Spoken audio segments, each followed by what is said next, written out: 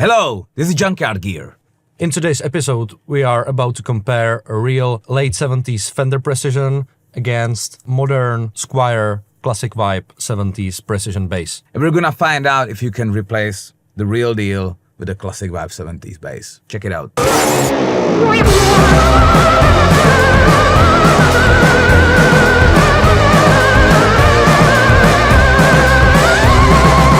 The real 70s Fender Precision bass we have here, it's been through a lot. It's a vintage player instrument, I would say. It's a red reef fan, the pickguard is newer, and most importantly, the pickup is not stock, but it's an EMG Geezer Butler signature. Don't worry about the EMG, it's passive. At first I was cringing about this pickup so hard because I don't like EMG pickups, but this is really cool and it's really warm, really full sounding pickup. Otherwise it's pretty stock, and it's it's your typical 70s precision bass. It weighs a ton, but it's so balanced and it's so solid. Like, I feel I could like smash a car with this. You know, I could use it as a weapon. I think it weighs around 5 kilograms. It's something to carry. But sound-wise, it's your typical Fender deal from the 70s. It's really great.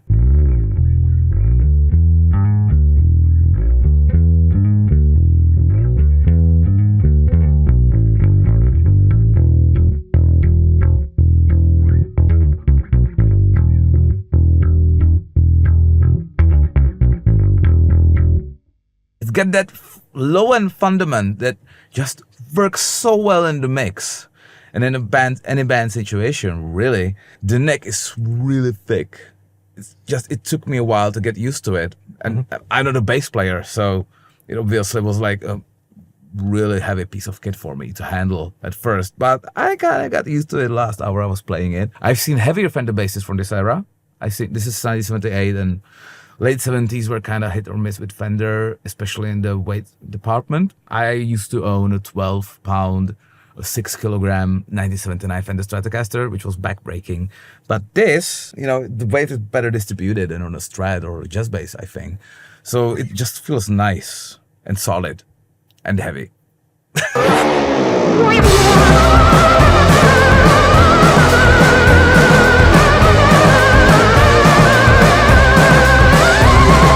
This I bought like a month ago for myself because it was quite cheap and I wanted some bass to have at home. And I really like this bass, but I just couldn't justify to own an instrument of this value just for fun playing at home. So I bought this, which is like 1/5 in the value, maybe 1/8.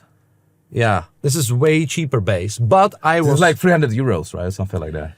Something like that, yeah. I bought it for like 300 euros, 350, including gig bag. It looks like new. On the first sight, I was stoked about how well it's made. Like, it really has some nice maple going on with the neck. The neck is precise with the frets and with the ergonomics. It's really comfortable bass, and it's not heavy at all. Yeah, the fretwork is really nice, and the fit of the neck pocket, which is something that they didn't know how to do in the late 70s at Fender. Like, you can get lots of Fender instruments which has like loose neck pockets, so the neck kind of can wobble around. You know, especially in the gig bag or when moved or something. But this is super well made, especially for the price tag. And I would add, this is much lighter. This is like half the weight of this bass. And the neck is much slimmer too. I think it's got like a 70s jazz neck style. Well, they don't say, but it's definitely less chunky than this. This is like normal C. This is like a thick D, I would say. Yeah. All right, let's see how they sound.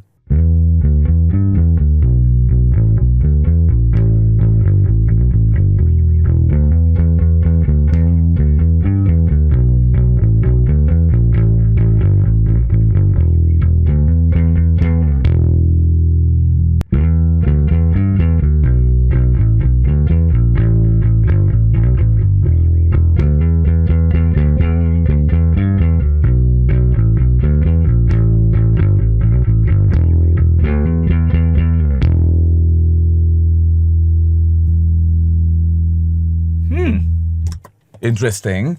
Okay, what do you think? This is much more high-end compared to this bass. I think the strings are a bit newer too, but that doesn't make that much difference. I think even unplugged,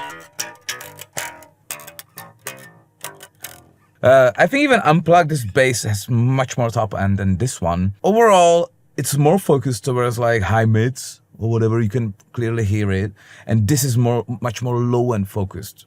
Mm-hmm. And this is easier to play because the neck is slimmer and it's so light. It's lighter than most of my guitars actually, and it's a bass compared to this. This feels like you have to wrestle it a bit, you know. Mm-hmm. It's not hard to play. The action is fine, everything. It's just you definitely feel it more on your body than this. Let's compare it on one more riff, and then we can compare it in the mix.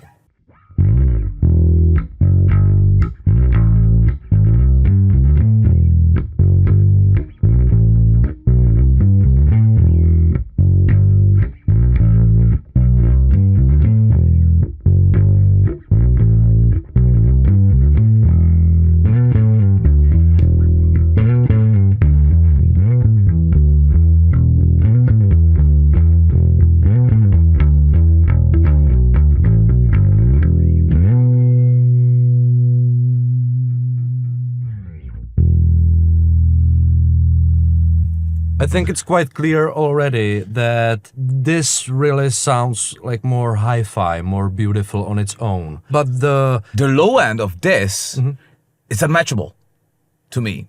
Like, I think this kind of has more bass content than this, and that's what I honestly expect of a bass. But let's see with the drums.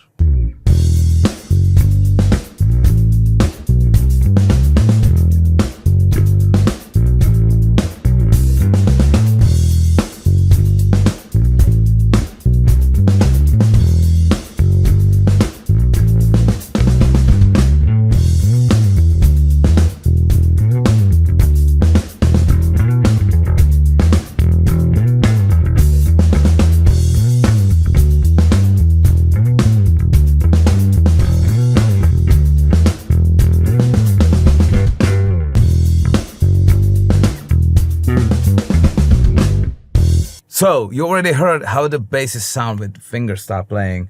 Let's compare them with the...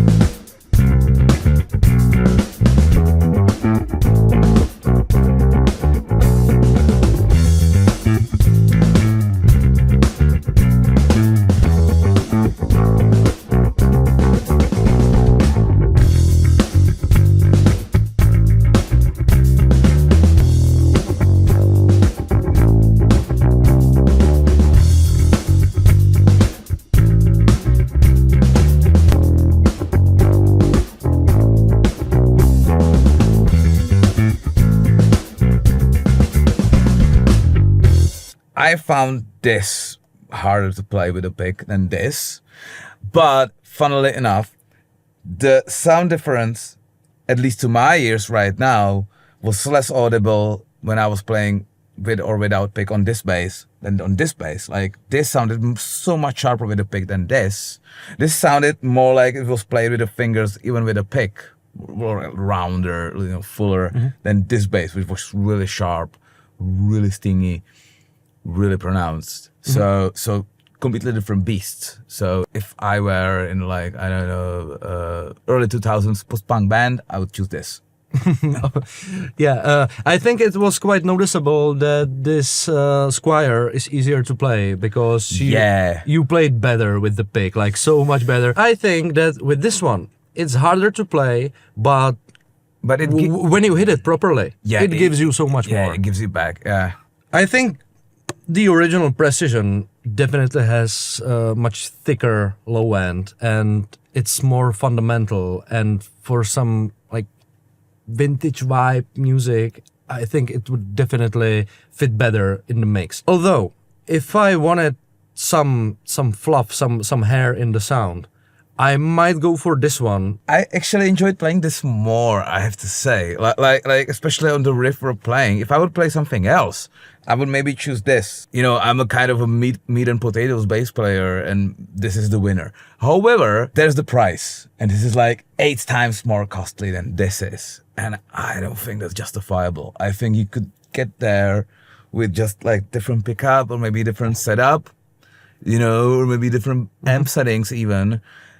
And it's not 8 times better. I think the conclusion is the usual deal. Like, for the guys who want a good bang for the buck, this is a perfect way to go, because for just a little amount of money, you have a bass that's really solid and really great. It's solid. You can take it to gigs, you can take it to studio, it tunes, the sound is all right. But for the guys who for some reason crave for vintage instruments with their vintage feel and vintage sound, and vintage stories. Yeah. Of course, it's this deal. Yeah, but it's not 8 times better than this.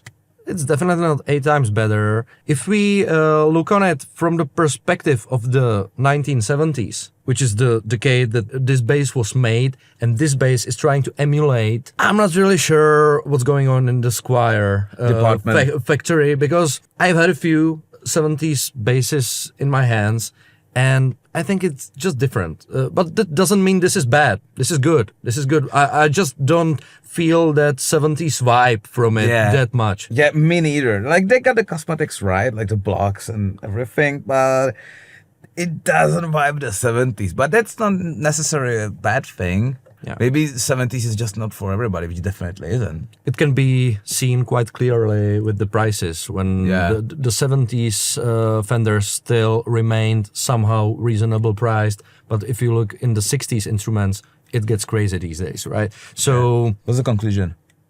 Both are great, but this is not 8 times better than this. And this is not that 70s. And it only looks that way. Yeah, from a good distance. All right, so tell us which one you preferred in the comments. See you next time. Goodbye.